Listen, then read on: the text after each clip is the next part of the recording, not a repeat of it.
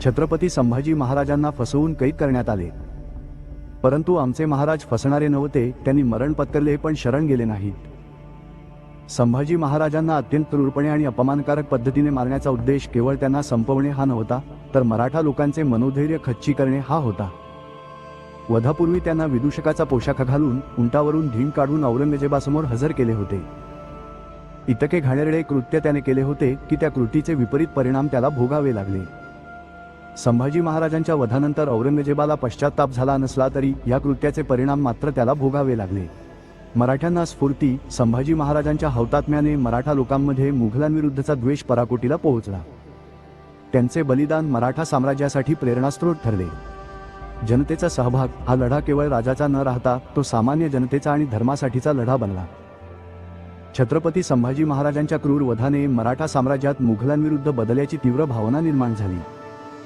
या बदलाची परिणती एका दीर्घ आणि निर्णायक युद्धात झाली, ज्यामुळे मुघल साम्राज्याच्या अवनतीला सुरुवात झाली. हा बदला प्रामुख्याने छत्रपती राजाराम महाराज यांच्या नेतृत्वाखालील मराठा सरदारांनी आणि विशेषतः संताजी घोरपडे आणि धनाजी जाधव यांसारख्या अत्यंत शूर सेनापतींनी घेतला. बदला घेण्यासाठी केलेले प्रमुख कार्य. 1. त्वरित आणि थेट हल्ला औरंगजेबाच्या छावणीवर.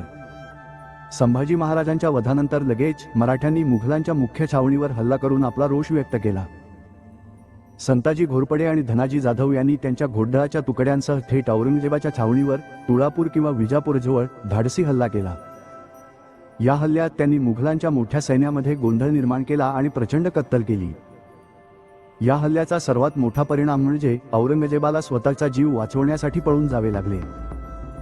मराठ्यांनी त्याच्या छावणीवरील सोनेरी कळस कापून तो छत्रपती राजाराम महाराजांना भेट म्हणून सादर केला. 2. मुकर्रब खानचा वध. संभाजी महाराजांना कपटाने पकडणाऱ्या मुघल सरदार मुकर्रब खान याच्या वधाद्वारे मराठ्यांनी मुख्य बदला घेतला. संभाजी महाराजांच्या वधानंतर काही महिन्यातच संताजी घोरपडे आणि धनाजी जाधव यांनी मुकर्रब खान आणि त्याच्या विशाल सेनेला घेरले. या घनघोर युद्धात संताजी घोरपडे यांनी मुकर्रब खानला पकडले आणि त्याला इतके जबरदस्त जखमी केले की रक्तबंबाळ झालेल्या मुकर्रब खानचा काही दिवसांनी तडफडून मृत्यू झाला. 3. मुघलांना सतत त्रास आणि गनिमी कावा. संभाजी महाराजांच्या मृत्यूमुळे मराठा सैन्यात नवीन ऊर्जा निर्माण झाली. छत्रपती राजाराम महाराजांनी राजधानी दक्षिणेकडील जिंजी येथे हलवली, ज्यामुळे मराठ्यांनी लांबून लढण्याची तयारी केली. संताजी आणि धनाजी यांनी त्यांच्या उत्कृष्ट गनिमी काव्याच्या गरेला वॉरफेअर जोरावर मुघल सैन्याला सतत त्रास दिला. त्यांनी मुघलांचे किल्ले ताब्यात घेतले, त्यांच्या पुरवठा साखळ्या तोडल्या आणि अचानक छापे मारून मुघलांच्या मोठ्या तुकड्यांना नामोहरम केले. त्यांनी अनेक महत्त्वाच्या ठिकाणी मुघल सरदारांना पराभूत केले, जसे की शेख निजाम पान्हाळा किल्ल्याजवळ, सरजा खान उर्फ रुस्तम खान साताराजवळ आणि अली मर्दान खान जिंजीजवळ. संताजी घोरपडे यांनी मुघल सरदार कासिम खान याच्या सैन्याचा इतका विध्वंस केला की त्याला एका किल्ल्यात आश्रय घ्यावा लागला. 4. मराठा स्वातंत्र्य संग्राम. 27 वर्षांचे युद्ध. संभाजी महाराजांच्या हौतात्म्यानंतर मराठ्यांनी त्यांचे धाकटे बंधू छत्रपती राजाराम यांच्या नेतृत्वाखाली मराठा स्वातंत्र्य संग्राम 1689 ते 1707 पर्यंत सुरू ठेवला. हा लढा एका व्यक्तीच्या वधाचा बदला नसून स्वराज्यासाठीचा आणि मुघल अत्याचाराविरुद्धचा लढा बनला. महाराणी येसुबाई आणि त्यांचे पुत्र शाहू यांना मुघलांनी कैद केले होते, तरीही त्यांनी राजाराम महाराजांना राज्याभिषेक करून त्यांना रायगडावरून सुरक्षित बाहेर काढून अप्रत्यक्षपणे या संघर्षाला मोठे योगदान दिले.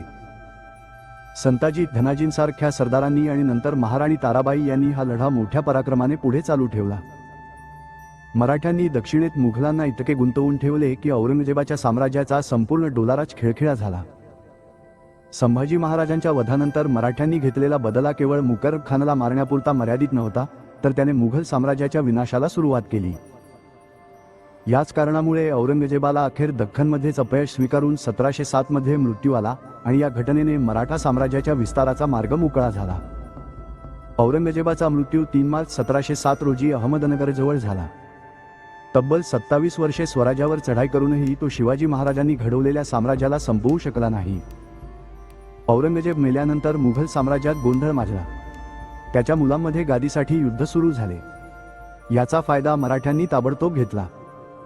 छत्रपती शाहू महाराजांच्या नेतृत्वाखाली आणि संताजी धनाजींसारख्या पराक्रमी सेनापतींच्या गनिमी काव्यामुळे मराठ्यांनी अनेक किल्ले परत मिळवले. सततच्या संघर्षामुळे थकलेल्या मुघलांना मराठ्यांशी तह करावा लागला.